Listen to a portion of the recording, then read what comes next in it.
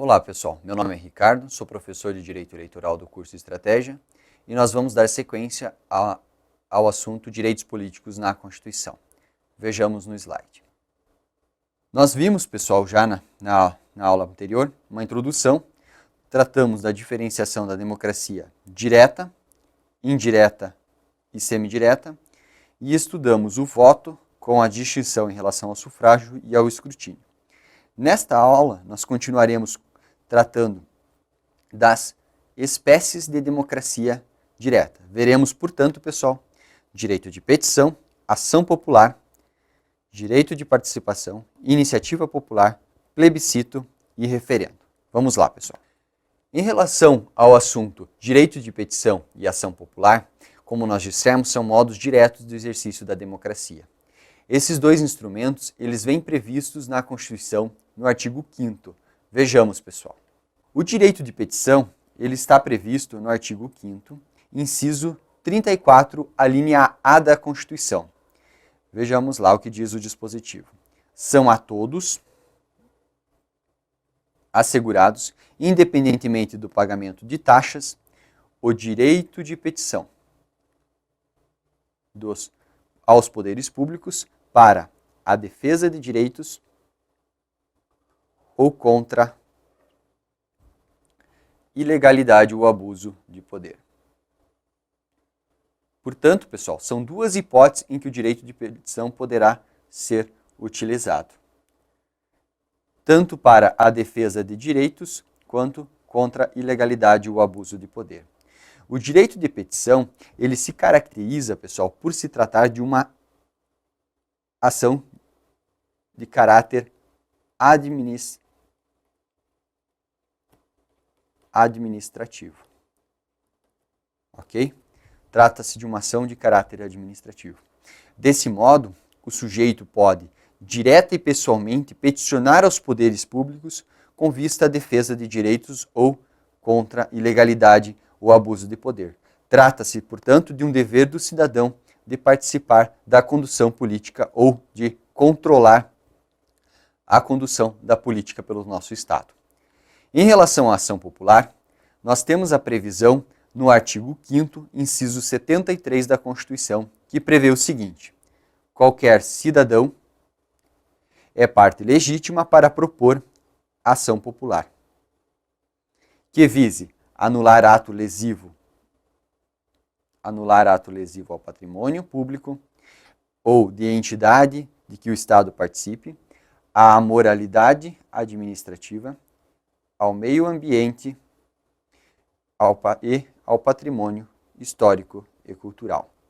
Portanto, pessoal, ao contrário do que nós vimos em relação ao direito de petição, a ação popular constitui um instrumento de participação direto de caráter jurisdicional. No direito de petição, o sujeito apresenta a ação diretamente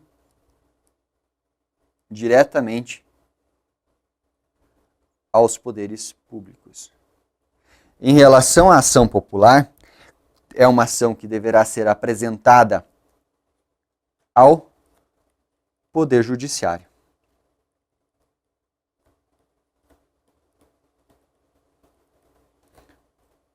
Essa é a primeira distinção entre o direito de petição e ação popular.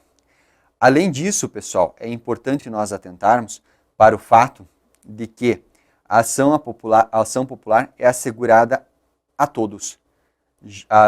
O direito de petição é assegurado a todos, ao passo que a ação popular poderá ser intentada apenas pelo cidadão. Aqui nós temos uma diferenciação muito importante, ok? Apenas o cidadão, ou seja, aquele que possui seus direitos políticos ativos, poderá ajuizar uma ação popular. Em relação ao direito de petição, ela poderá ser ajuizada por qualquer pessoa, inclusive por uma pessoa jurídica. Essa distinção é importante, inclusive para provas que cobram a mera literalidade legal. Além disso, em relação à ação popular, nós devemos memorizar que são 4 as hipóteses em que ela poderá ser contra quatro as situações ilegais contra as quais ela poderá ser movida. Ou seja, ela pode se prestar para anular ato lesivo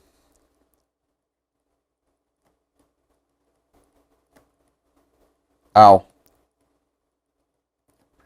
patrimônio público,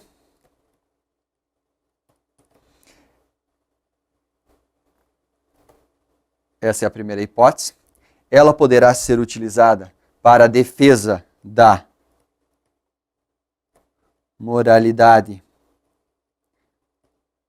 administrativa, poderá ser utilizada para a defesa do meio ambiente e também poderá ser utilizada para a defesa do patrimônio histórico e cultural. Portanto, pessoal, só retificando aqui, a ação popular ela poderá ser intentada para nas seguintes hipóteses: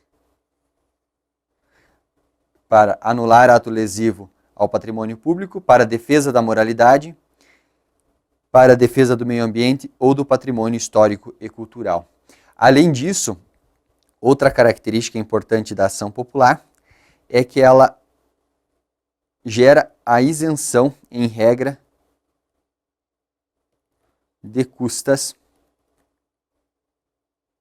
e de honorários sucumbenciais. Em relação a essa isenção de honorários sucumbenciais e de custas, pessoal, isso aqui é a regra. Porque se houver constatação de má-fé, o sujeito responde pelas custas e responde pelos honorários de sucumbência. Correto, pessoal? Com isso, nós encerramos as duas primeiras formas direta de participação na democracia. Sigamos. Em relação ao direito de participação, embora seja menos conhecido, ele também é muito importante, pessoal. Ele vem previsto lá no artigo 37, parágrafo 3º da Constituição, que prevê o seguinte: a lei disciplinará as formas de participação do usuário na administração. Essa forma de participação do usuário na administração poderá envolver reclamações relativas à prestação dos serviços públicos, ok?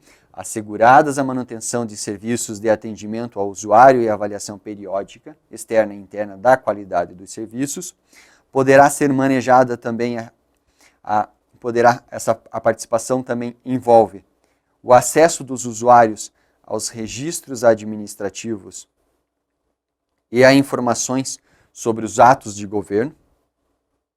Importante, pessoal, sobre os atos de governo. E também o direito de participação envolve a disciplina da representação contra o exercício negligente ou abusivo de cargo. Ok, pessoal? Portanto, em relação ao direito de participação, são três hipóteses. Nós temos três hipóteses. A primeira delas refere-se à reclamação contra a prestação de serviços públicos. Qualquer pessoa poderá apresentar uma reclamação alegando que determinado serviço público não tem sido prestado de forma adequada ou nos termos da legislação. Poderá também participar da administração requerendo o acesso a registros administrativos e a informações de atos de governo. Esse dispositivo aqui, ele possui relação com a lei de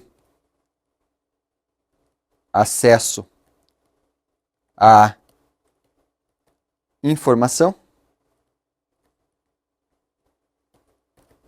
e poderá também participar da administração pública representando contra o exercício negligente ou abusivo de cargo, emprego ou função na administração pública. E com isso, pessoal, nós encerramos as 3 primeiras hipóteses de participação direta na democracia. Na sequência de nossos estudos, nós estudaremos os seguintes institutos: referendo, plebiscito e a iniciativa popular de leis. Esses institutos eles vêm previstos expressamente no artigo 14 e seus incisos. Possuem enorme importância para a nossa prova, razão pela qual nós dedicaremos o restante desta videoaula para análise desses institutos. Vejamos o que diz a Constituição, pessoal.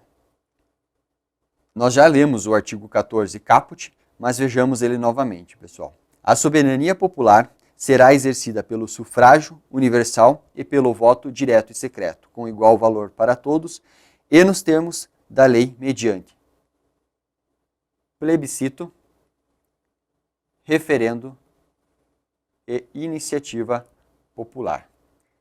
Pessoal, rapidamente, nós veremos que o plebiscito constitui uma forma prévia à edição de um ato de uma lei. O referendo constitui uma forma posterior de participação na elaboração de uma lei, e a iniciativa popular constitui a apresentação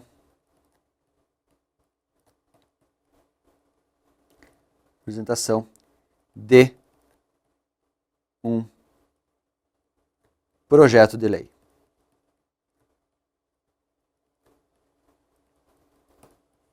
Nós vimos nas hipóteses anteriores de participação direta da democracia que o direito de petição seria apresentado à administração, portanto, ao Poder Executivo. Da mesma forma, nós vimos que a ação popular ela é apresentada ao Judiciário. E aqui, ao contrário, nós temos formas de participação na democracia que será perante o Poder Legislativo. No primeiro caso, os cidadãos participam previamente no ato. No segundo caso, eles atuam para ratificar uma lei já criada. E no terceiro caso, eles levam ao Poder Judiciário uma proposta de lei para que ela seja discutida e votada. Além disso, pessoal, em relação à iniciativa popular, como nós temos 3 esferas, 3 entes da administração, nós temos a União, os estados e o Distrito Federal, e temos o município. O poder executivo na União, o poder legislativo na União aqui refere-se ao Congresso. O poder legislativo no âmbito dos estados membros envolve essas assembleias legislativas e no âmbito municipal as câmaras municipais. Dessa forma nós teremos a iniciativa popular. Nós teremos a iniciativa popular de lei federal, nós teremos a iniciativa popular de lei estadual e nós teremos a iniciativa popular de lei municipal. Nós iniciaremos o nosso estudo agora com a iniciativa popular. Na sequência, veremos o plebiscito e referendo. A iniciativa popular constitui nada mais do que a possibilidade de a população, de os cidadãos, se reunirem e, mediante um documento subscrito, eles levarem ao Poder Legislativo, de uma forma geral, um projeto de lei para que esse projeto de lei seja discutido e votado. É a forma mais clara de participação direta na nossa democracia, na qual os cidadãos dizem que eles mesmos irão levar um projeto de lei para discussão perante o Congresso Nacional, se for federal, perante as Assembleias Legislativas, se for de caráter estadual, ou perante a Câmara Municipal, se for a nível municipal. Vejamos inicialmente no slide o conceito de iniciativa popular de leis. A iniciativa popular constitui uma forma de apresentação de projeto de leis aos órgãos parlamentares brasileiros. Vamos iniciar, pessoal, desde logo com a iniciativa popular federal. Em relação à iniciativa popular de leis no âmbito federal, nós temos que ela será exercida pela apresentação à Câmara dos Deputados de projetos de lei subscritos por, no mínimo, 1% do eleitorado nacional, distribuídos em pelo menos 5 estados, com não menos de 0,3% dos eleitores em cada um desses estados. Esse dispositivo, que é o artigo 61, parágrafo 2º da Constituição, é muito importante para nós, pessoal. Nós devemos memorizar todos os requisitos para a apresentação do projeto de lei da Iniciativa Popular Federal. Então, temos o seguinte: Iniciativa Popular Federal. Nós teremos a seguinte situação: o projeto de lei deverá ser subscrito por 1% do eleitorado. Esse eleitorado deverá ser distribuído entre os diversos estados da federação. Entretanto, exige-se, no mínimo, que esteja distribuído por 5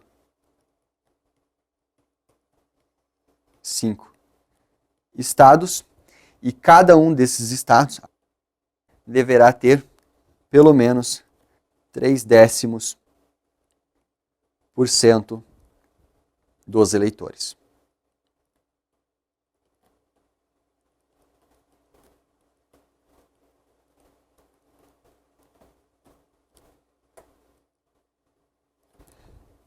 Pessoal, a fim de explicar bem como que a distribuição aqui da iniciativa, quais são os requisitos aqui da iniciativa popular de lei, vejamos um exemplo. Vamos supor que nós tenhamos um eleitorado de 50 milhões de pessoas. Nós sabemos que no Brasil hoje o eleitorado passa a casa dos 140 milhões. Contudo, para nós criarmos um exemplo aqui, 50 milhões é um bom número, é apenas para nós termos uma ideia. Portanto, para a apresentação de uma iniciativa popular federal, pelo menos 500 mil eleitores deverão subscrever o projeto de lei, pessoal. 500 mil significa 1% de 50 milhões. Esses 500 mil deverão estar distribuídos em pelo menos 5 estados.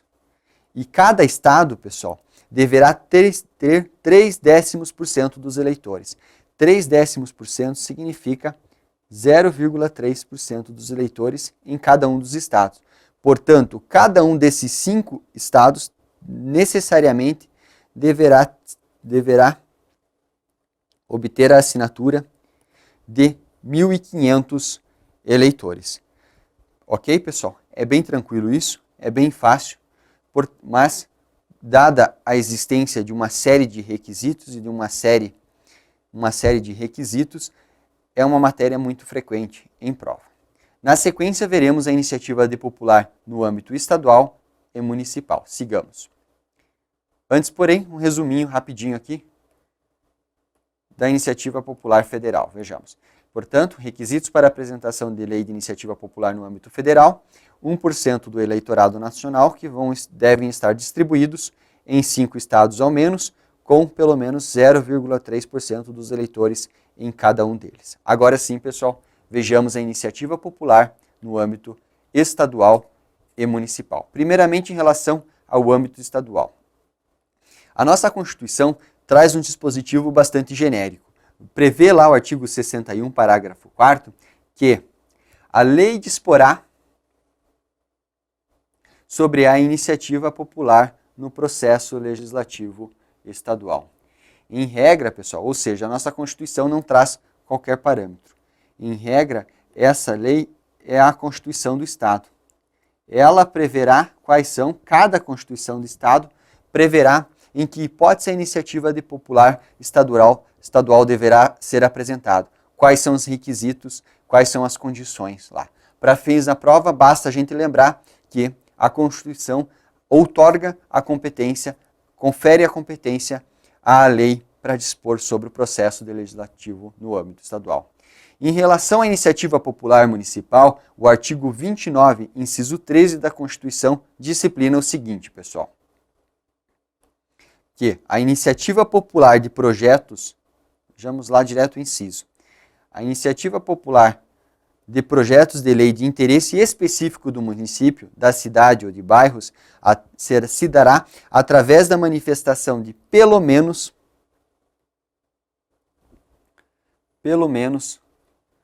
5% do eleitorado.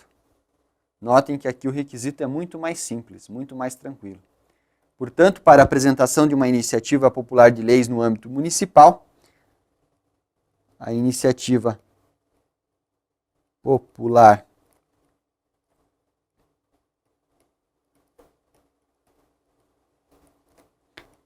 observará apenas 5% do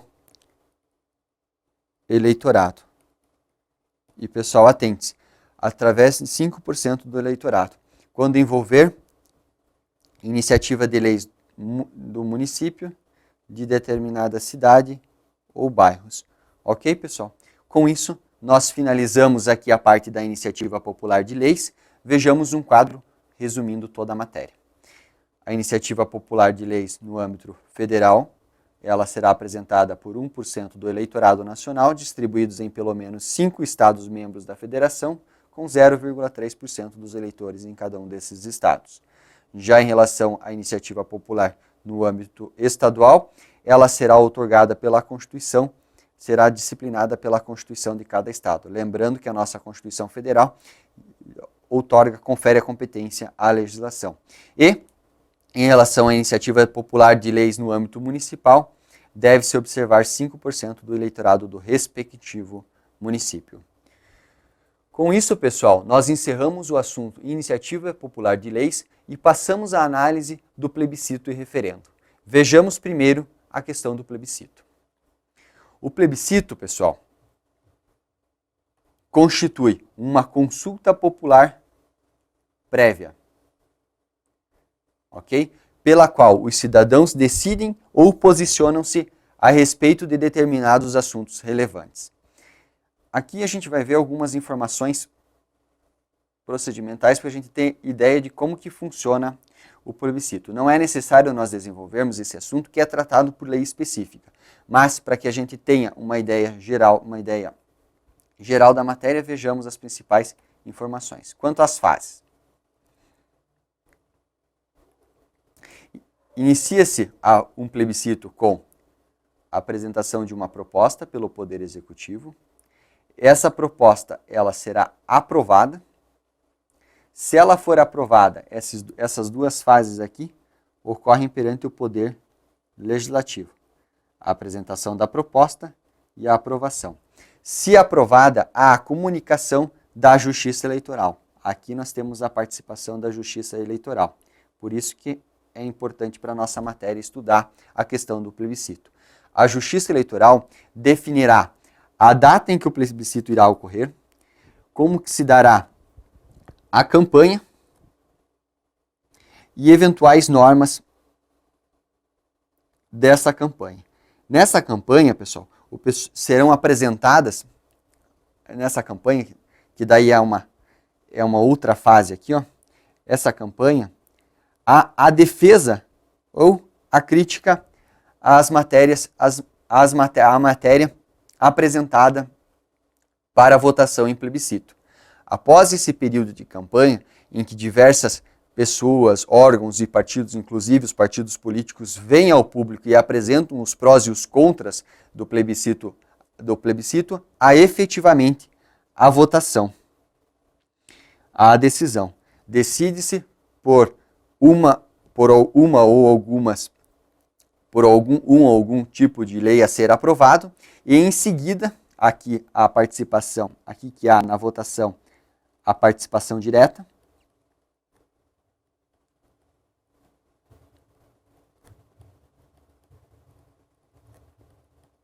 e com a definição da vontade da população, dos cidadãos, nós temos a última fase em que retorna-se ao Congresso Nacional para a elaboração da lei, conforme o que fora votado. Ok, pessoal? O plebiscito, lembrando a todos, ele é obrigatório para assuntos de subdivisão, desmembramento e incorporação de Estados-membros. Ele deverá, nessas hipóteses, a consulta, entretanto, do plebiscito, ela se limita à população afetada pela subdivisão, pelo desmembramento e pela incorporação. Apenas para ficar bem claro, vejamos um exemplo de plebiscito já realizado no Brasil. No ano de 1993, houve um plebiscito para a escolha da nossa forma de governo, se nós adotaríamos uma monarquia ou uma república. Lembrando, pessoal, que a nossa população votou pela monarquia, e tivemos também, no mesmo plebiscito, a definição do sistema de governo, se nós adotaríamos o parlamentarismo ou o presidencialismo. Nós adotamos o presidencialismo. Notem, pessoal, que o plebiscito, ele caracteriza-se pela objetividade. A população não vai ser consultada a respeito de legislação, se adota uma legislação, se adota sobre os direitos que deverão constar nessa legislação ou não, mas sim a respeito de questões diretas questões diretas e objetivas. Por exemplo, se nós adotamos a república ou a monarquia, ou se nós adotamos o presidencialismo ou o parlamentarismo. Após essa decisão, se necessário, retorna-se ao poder legislativo para elaboração da lei conforme decisão do plebiscito. E com isso nós encerramos o estudo do plebiscito e passamos para a análise do referendo. Em relação ao referendo, pessoal, ele envolve uma forma de manifestação popular, de participação da população na democracia, por intermédio da qual o eleitor aprova ou rejeita uma matéria governamental já editada. Ao contrário do que nós vimos no plebiscito, a lei já está posta, a lei já é dada. Contudo, antes dela entrar efetivamente, antes de entrar em vigor,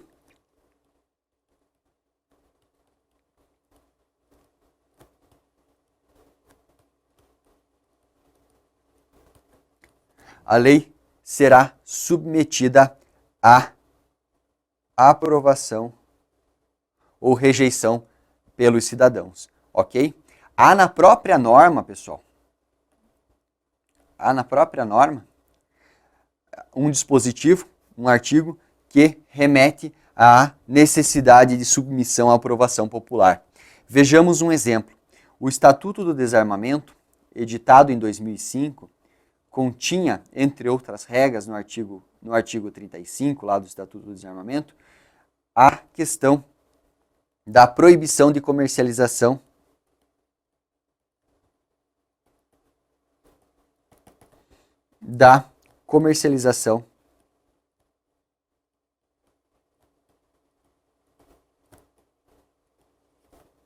de armas. Essa regra de proibição da comercialização de armas foi submetida à aprovação popular. Vejamos o dispositivo. Ele previu o seguinte: é proibida a comercialização de arma de fogo e munição em todo o território nacional, salvo para as entidades previstas no artigo 6º desta lei. Não nos interessa aqui. Ó, aqui que é importante, pessoal. Prestem atenção.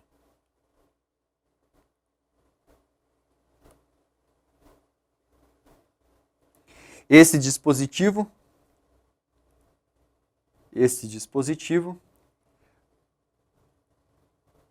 para entrar em vigor dependerá de aprovação mediante referendo popular, a ser realizado em outubro de 2005. Daí, em seguida, vejamos, em caso de aprovação, o disposto neste artigo entrará em vigor na data de publicação de seu resultado pelo Tribunal Superior Eleitoral. Nós sabemos que o referendo foi realizado e esse dispositivo não foi referendado pela população. Desse modo, não resta proibida a comercialização de armas de fogo. Assim decidiu o povo brasileiro. Com isso, pessoal, nós encerramos mais uma videoaula e nós tratamos das formas diretas de participação na democracia. Até a próxima!